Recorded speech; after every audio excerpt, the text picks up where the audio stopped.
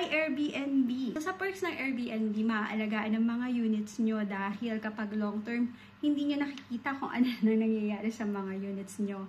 Kapag Airbnb, kapag pasok at paglabas ng guest, kailangan nakalinis na dahil importante ang kalinisan sa mga guests na papasok at lalabas dahil iniingatan ng mga host ang mga reviews nila.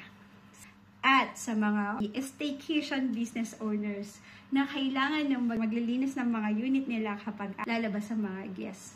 Meron din po ang Luminous Cleaning Company na mga cleaners na trained for staycation businesses. So, message lang, ilalagay ko lahat ng link sa descriptions para sa mga kailangan nyo. At dahil bagsak ang real estate ngayon, baka makabili kayo ng murang condo. Gusto nyo simula ng mga staycation business nyo. Message nyo lang ako.